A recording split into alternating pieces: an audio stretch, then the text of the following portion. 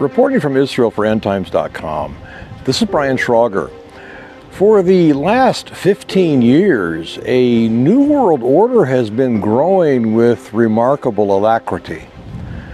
Although it has not yet achieved its ambitious role, nonetheless, it is well underway and has become a massively significant player on the continents of Asia, Africa, and Europe. Today's members of its primary effort include nations like Russia, Iran, Turkey, Lebanon, Syria, Yemen, Saudi Arabia, and as an official observer, even North Korea. In fact, out of 195 countries in the world, 149 are members. What does this ambitious new world order have to do with Israel? Well, it has a lot to do with a tiny Jewish state. Geographically located at the very center, the precise intersection of economic pathways, Israel is in a position to either facilitate the new world order or to block it. So what is it? What is this new world order? When did it begin? What is its goal and strategy? Apparently, it was conceived about 6 months after Barack Obama became the 44th President of the United States. In June of 2009, an economic initiative was launched in the Russian city of Yekaterinburg called BRICS, an acronym from its founding members of Brazil, Russia, India, China, and South Africa. Its ambition was to create a new global reserve currency to replace the US dollar. The goal of BRICS and its new development bank is to replace the G7 Economic Forum and its related financial institution, the World Bank.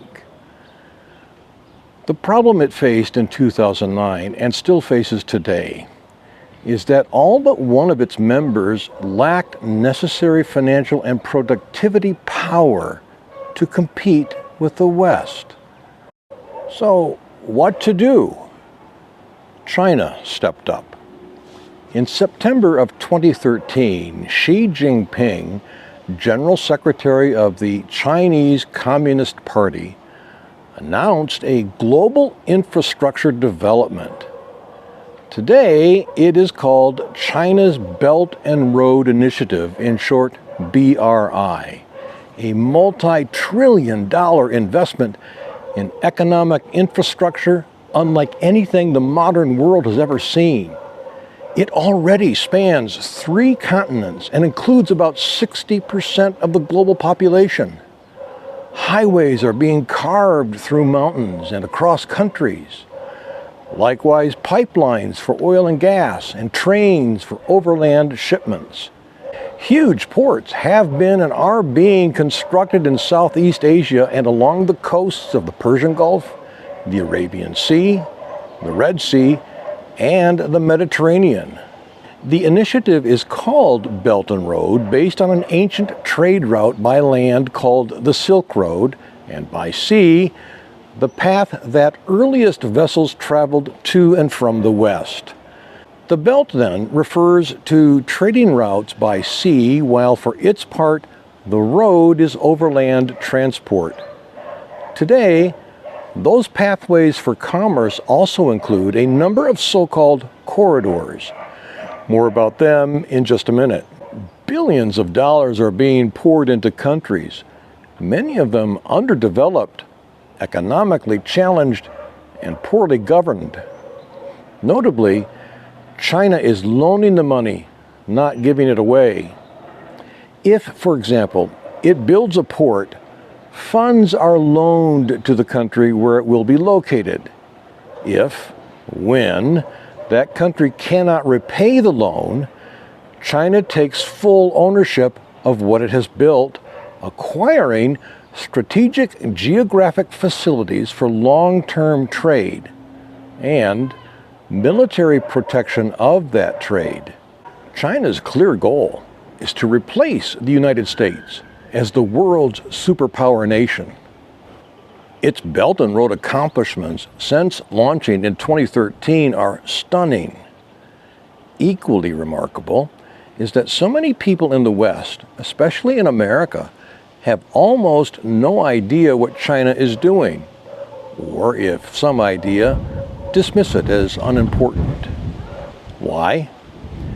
Possible reasons include hubris, ignorance, moral decay, geographic distance, a disdain of history, and a common regard of economic matters as too complicated or boring. When looking at Belt and Road maps, it is interesting to see that Israel, while at the geographic center between east and west trade routes, is not a place where China's geographic roads cross or meet. What is missing? Remember my mention of Belt and Road corridors? Geographically, there are 6 of them. They include the Russia-Mongolia corridor, the New Eurasian Land Bridge, the Central West Asia corridor, the Pakistan corridor, the Bangladesh-India corridor, and the Indochina corridor.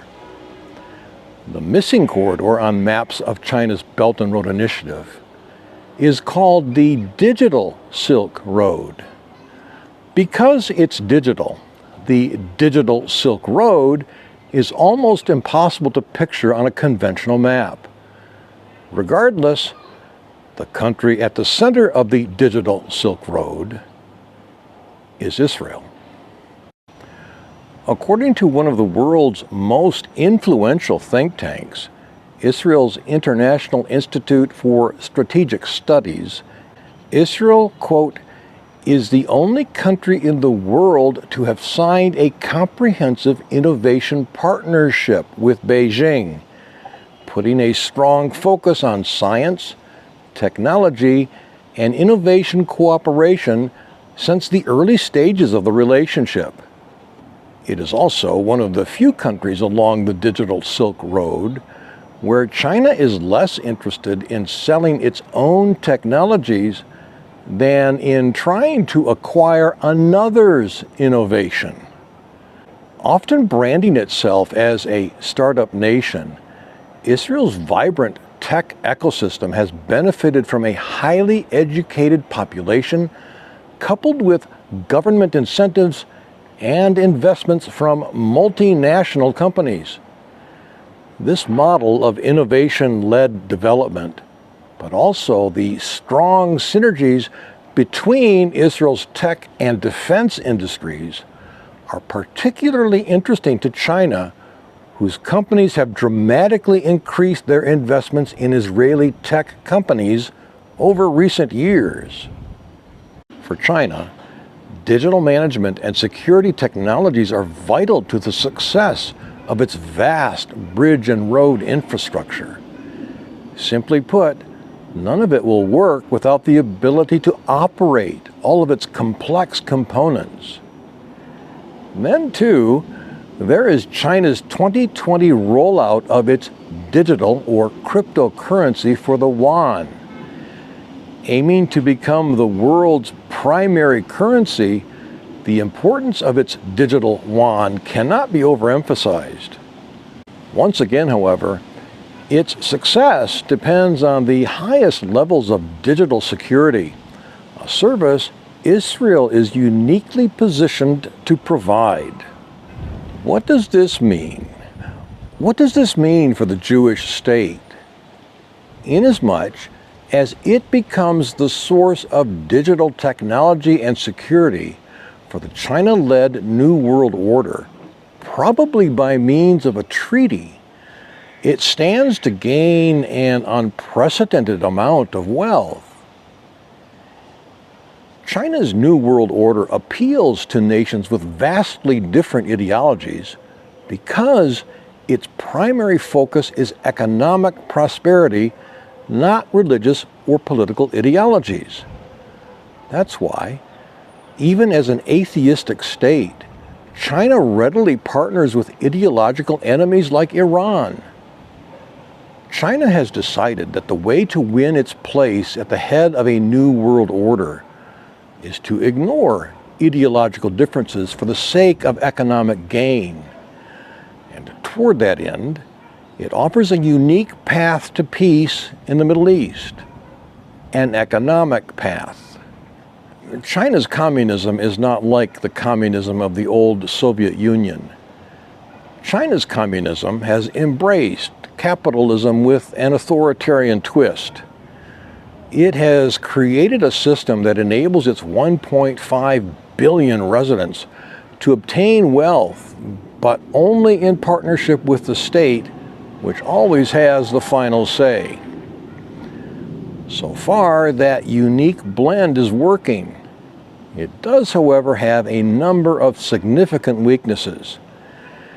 China has moved so far so fast. There are major flaws in its infrastructure, especially, for example, in real estate. Because it has offered real estate to its citizens as a pathway to wealth, instead of by wages which are kept low, there are today vast complexes of apartments and homes, even whole community developments that literally are empty. If or when that real estate bubble explodes, it could bring down China's entire economic structure. Another weakness is China's demography. Yes, it has 1.5 billion people, but its next generation is shrinking. Although now rescinded, its former one-child policy created a culture whereby parents invested everything in that one child. Today then, in spite of a 2021 three-child policy, most in China still are having only one child. This too has the potential to cause China's economy to crash. What to do? Build Belt and Road and do it quickly. If it succeeds, it has the ability to cover or replace losses from real estate and an inevitable drop in native-born labor. Hence, China's obsessive focus on achieving the status of the world's superpower as the engine, if not the titular head, of a new world order. And like a teeter-totter, its fulcrum pivots on one small place, Israel. An economic-based treaty for peace in the Middle East could easily be the way China and its partners in BRICS implement their New World Order. After all, the fulcrum is Israel. But if such a treaty eventually failed, or if for any reason Israel became an economic threat to BRICS and China's One Belt, One Road world order, it is feasible that Russia would descend, China would march, and Tehran would launch to solve the problem of Israel. Why? They would do it in order to remove the sliver-sized country at the fulcrum of the global economy, to unblock the flow of commerce, and hence to deal with the Jewish problem once and for all. Reporting from IsraelForEndTimes.com, and until next time, this is Brian Schrauger.